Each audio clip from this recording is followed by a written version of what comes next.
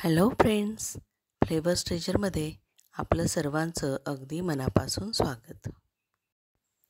आज आपण सांडग्याची भाजी कशी करायची ते बघणार आहोत.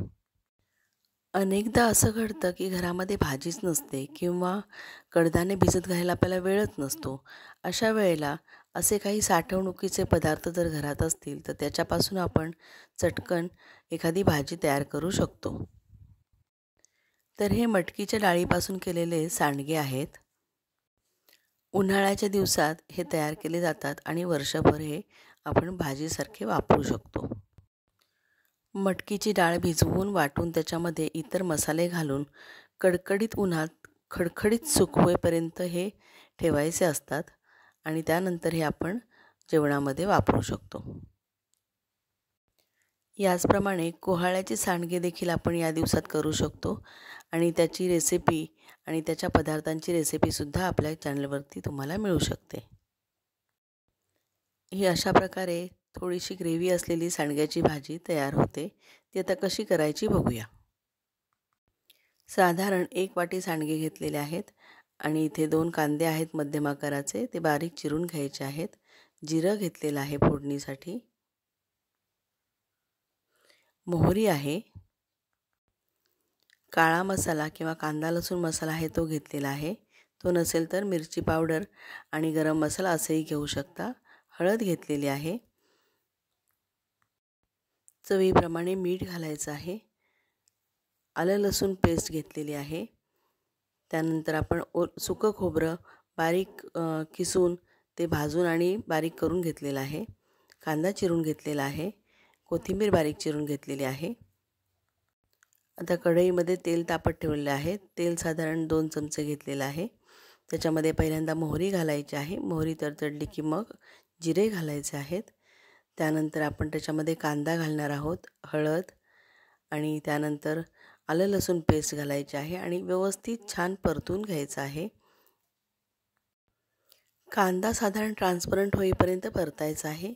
त्याच्यामध्ये आपण आलं लसूण पेस्ट पण घालणार आहोत. त्याचाही कच्चा वास जाईपर्यंत ते परतून घ्यायचं आहे आणि हे सर्व झाल्यानंतर मग आपण जे सुकं खोबरं घेतलं होतं बारीक केलेलं आणि आधीसुद्धा भाजून घेतलेलं होतं ते याच्यामध्ये ॲड करायचं आहे आणि मसाला घालून व्यवस्थित परतून घ्यायचं आहे. त्यावेळी अचानकपणे कोणीतरी आलं आणि आपल्याकडे घरात काही नसेल किंवा इतर वेळी आपण बाहेरून कुठून तरी आलेलो असतो आणि घरामध्ये भाजी नसते, अशा वेळेला हे सांडगे जर तयार असतील तर आपण अशा पद्धतीने त्याची भाजी करू शकतो आणि ती वेळ निभावून नेऊ शकतो. आता या परतलेल्या कांद्यामध्ये पाणी घालायचं आहे. तुमचे सांडगे किती आहेत आणि तुम्हाला किती थिकनेस हवा आहे त्या प्रमाणात पाणी घालायचं आहे. हे पाणी सर्व सांडग्यामध्ये शोषून घेतलं जातं आणि सांडगे आकाराने सुद्धा थोडेसे मोठे होतात. त्यामुळे त्या हिशोबानेच आपण याच्यामध्ये हे सांडगे घालायचे आहेत. सांडगे तुम्ही कच्चे घेण्यापेक्षा तसेच थोडेसे परतून किंवा थोडेसे भाजून घेऊ शकता. आता हे व्यवस्थित मिक्स करून झाकण घालून शिजत ठेवायचं आहे.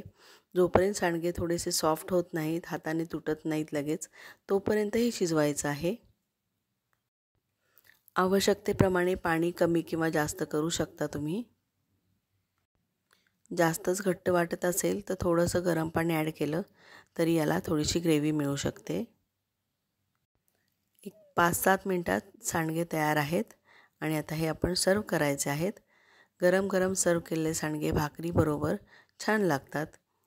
एकदा करून बघा आणि मला नक्की कमेंट करून कळवा कसे झालेत. अशा पद्धतीने वेगवेगळ्या डाळींचे किंवा मिक्स डाळीचे असे सांडगे उन्हाळ्यामध्ये तयार करून ठेवता येतात, जेणेकरून ते आपल्याला वर्षभर गरजेनुसार वापरता येतात. तर सर्व करूया सांडग्याची भाजी.